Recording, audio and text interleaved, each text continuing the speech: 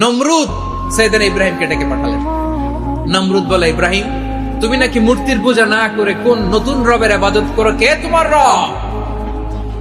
সাইয়েদনা ইব্রাহিম বললেন, আমি এমন রবের ইবাদত করি যিনি জীবন দেন, যিনি মৃত্যু দেন। নমরুদ বলে, তাই নাকি?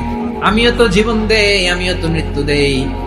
নমরুদ বলে, দেখো, দুজনকে ধরে আনলাম, একজন কয়েদিকে দিলাম মৃত্যুদণ্ড, আরেকজন যে দাঁড়িয়ে আছে, চাইলে ওরেও আমি মৃত্যুদণ্ড দিতে পারি, কিন্তু না, ছেড়ে দিলাম, মানে জীবন দিলাম।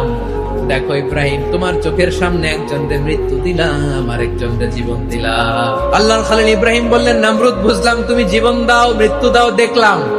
আমার আল্লাহ প্রতিদিন সকালবেলা পূর্ব দিক থেকে উদিত করা সূর্যটাকে পশ্চিম দিকে বিকেলে তিনি ডুবিয়ে দেন। তুমি যদি পারো ওই সূর্যটাকে পশ্চিম দিক থেকে উদিত করে পূর্ব দিকে ডুবিয়ে দাও। নমরুদ তেলে বেগুনে জ্বলে উঠেছে, রেগে মেগে আগুন বলে, ওর সাথে তর্ক নাই, না পেরে এবার এটারে আগুনে ফেলা।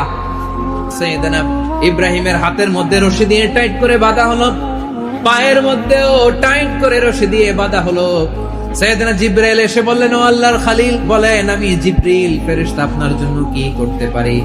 আল্লাহর খালিল ইব্রাহিম বলেন, ও জিবরাইল, তোমার কাছে আমার কোনো চাওয়া পাওয়া নাই। হাত পা বেঁধে আল্লাহর খালিলকে যখন নিক্ষেপ করা হবে, তিনি মুখ ফুটে বলে ফেললেন, হাসবুনাল্লাহু ওয়া নি'মাল ওয়াকিল। আমার জন্য আল্লাহই যথেষ্ট, তিনি আমার সবচেয়ে বড় গার্ডিয়ান। নিক্ষেপ করা হলো সাইয়েদনা ইব্রাহিমকে অগ্নিকুণ্ডলিতে। হাজার হাজার মানুষের দৃশ্য দেখার জন্য জড়ো হয়েছে এরকম বিশাল ময়দানে। কিন্তু কি অবাক করা ঘটনা, আল্লাহর খালিল ইব্রাহিম আগুনের কুণ্ডলের মধ্যে বসে বসে মানুষগুলোর দিকে তাকিয়ে হাসতে শুরু করে দেয়। কারণ আকাশ থেকে রব্বুল আলামিন স্পেশাল হুকুম জারি করেছেন।